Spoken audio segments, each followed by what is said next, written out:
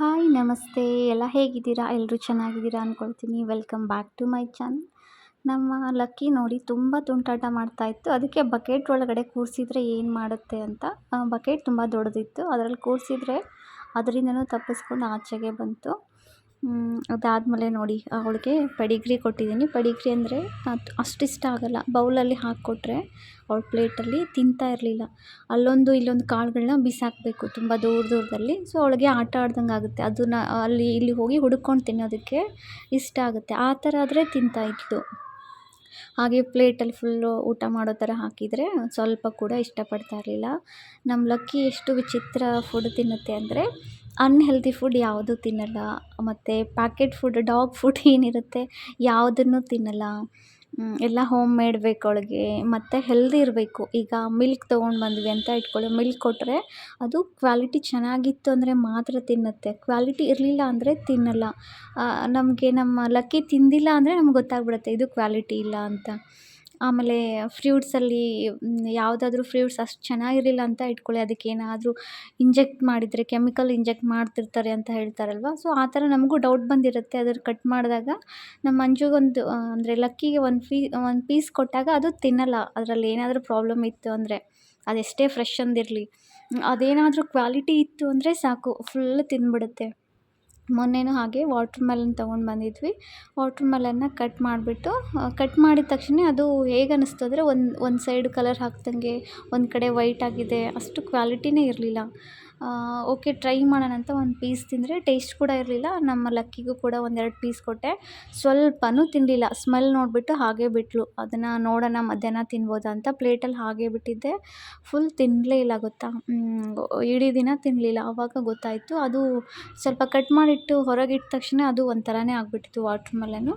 ಅದಾದಮೇಲೆ next day ಮತ್ತೆ ಚೆನ್ನಾಗಿರೋದು, ಫುಲ್ ಕ್ವಾಲಿಟಿ ಇರೋದು ವಾಟ್ರ್ ಮೆಲನ್ ತೊಗೊಂಡು ಬಂದಾಗ ಅದನ್ನು ಜಸ್ಟ್ ಒಂದು ಪೀಸ್ ಕೊಟ್ಟರೆ ಸಾಕು, ಫುಲ್ ತಿಂದ್ಬಿಟ್ಳು. ಅದೇ ರೀತಿ ಮಾಡ್ತಾಳೆ. ಈಗ ತುಪ್ಪ ಎಲ್ಲ ಕೊಡ್ತಾ ಇರ್ತೀವಲ್ವ, ತುಪ್ಪನೂ ಅಷ್ಟೇ. ನಾರ್ಮಲ್ ತುಪ್ಪದಲ್ಲಿ ಏನಾದರೂ ಮಿಕ್ಸ್ ಇತ್ತು ಅಂತ ಇಟ್ಕೊಳ್ಳಿ, ಆ ತುಪ್ಪ ತಿನ್ನಲ್ಲ. ಫುಲ್ ಪ್ಯೂರ್ ಆಗಿರೋದು ಚೆನ್ನಾಗಿ, ನಮಗೂ ಅದ್ರದ್ದು ಅರೋಮಾ ಎಲ್ಲ ಚೆನ್ನಾಗಿ ಅನ್ನಿಸ್ತಿರುತ್ತೆ, ಘಮ ಘಮ ಅಂತ ಪರಿಮಳ. ಕ್ವಾಲಿಟಿ ಇದೆ ಅಂತ ನಮಗೂ ಅನಿಸಿರುತ್ತೆ. ಅಂಥ ತುಪ್ಪ ಕೊಟ್ಟರೆ ತಿಂದ್ಬಿಡುತ್ತೆ.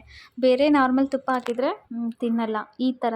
ಸೊ ಒಂಥರ ಹೆಂಗೆ ಆಗಿದೆ ಅಂದರೆ ನಮ್ಮ ಲಕ್ಕಿ ಈಗ ಕ್ವಾಲಿಟಿ ಚೆಕ್ಕರ್ ಆಗಿಬಿಟ್ಟಿದ್ದಾಳೆ.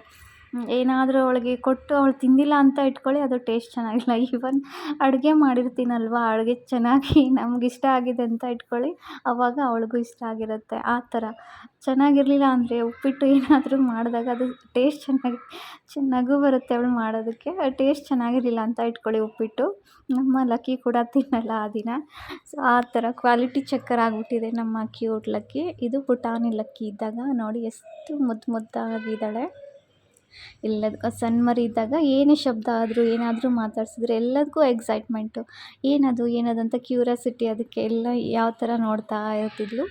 ಸ್ವಲ್ಪ ಸೌಂಡ್ ಮಾಡಿದರೆ, ಏನಾದರೂ ಹಿಂಗೆ ಕೈಗಳು ಅವಳ ಮುಂದೆ ಮೂಮೆಂಟ್ ಮಾಡಿದರೆ ಹಂಗೆ ಶಾಕಿಂದ ನೋಡೋದು. ಕಣ್ಣುಗಳು ಅವಾಗಷ್ಟೇ ಕ್ಲಿಯರ್ ಆಗ್ತಾ ಇರುತ್ತಲ್ವ, ಅದಕ್ಕೆ ಆವಾಗ 45 ಡೇಸ್ ಆಗಿ ಇದು 50 ಡೇಸ್ ಈ ಥರ ಆಗಿತ್ತು.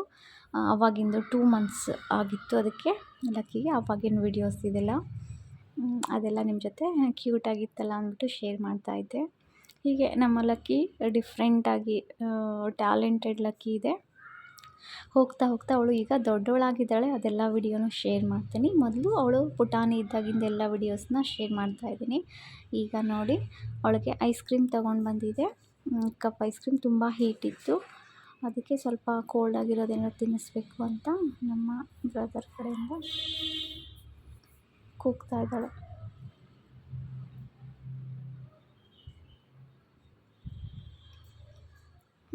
ಐಸ್ ಕ್ರೀಮ್ ಕೊಡು ಅಂದ್ಬಿಟ್ಟು ಕೂಗ್ತಾ ಇದೆ. ಅವಳಿಗೆ ಏನಾದರೂ ತಿನ್ನೋದು ಇಟ್ಕೊಂಡಿರ್ತೀವಲ್ವ ಕೈಲಿ, ಅವಳಿಗೆ ಬೇಗ ಕೊಟ್ಟಿಲ್ಲ ಅಂತ ಇಟ್ಕೊಳ್ಳಿ, ಕೈಲೇ ಇಟ್ಕೊಂಡಿರ್ತೀವಿ, ಬೇಗ ಕೊಡ್ತಾ ಇಲ್ಲ ಇನ್ನೂ ಅಂತ ಹೇಳಿದ್ರೆ ಕೇಳಿಬಿಟ್ಟು ಇಸ್ಕೊಳ್ತಾಳೆ, ಕೂಗ್ತಾಳೆ ಕೊಡು ಬೇಗ ಕೊಡು ಅಂತ.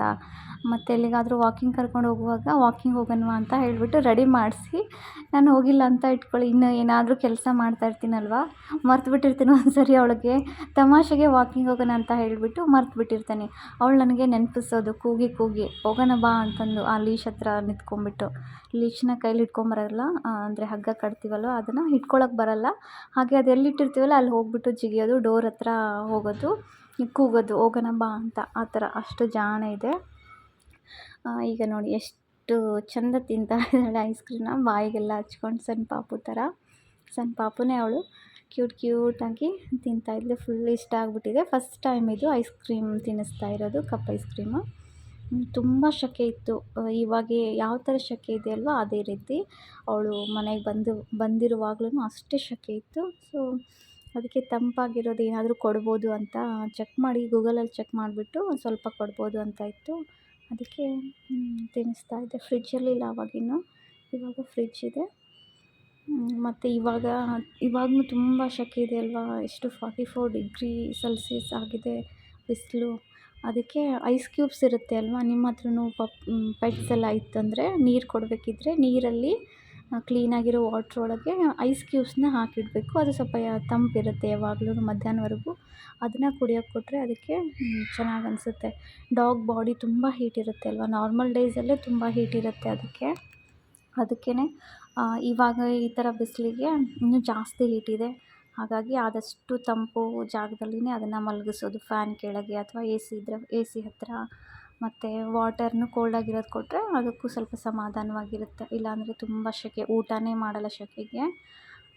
ಇಲ್ಲಿ ನೋಡಿ ಯಾವ ಥರ ಮಲಗ್ತಾಳೆ ಅಂದರೆ ಫುಲ್ಲು ಹೊಟ್ಟೆ ಎಲ್ಲ ನೆಲಕ್ಕೆ ಹಚ್ಕೊಂಡು ಕಾಲುಗಳೆಲ್ಲ ಸ್ಟ್ರೆಚ್ ಮಾಡಿಕೊಂಡು ಮಲಗೋದು ನಮ್ಮ ಲಕ್ಕಿದು ಕೆಲಸ. ನೋಡಿ ಏನೋ ಮಾತಾಡಿಸ್ತಾ ಇದ್ದೆ ನಾನು, ಏನಂತ ಆ ಥರ ಅಬ್ಸರ್ವ್ ಮಾಡ್ತಾ ಇದ್ದಾಳೆ. ಕೂಗ್ತಾ ಇದ್ದೆ.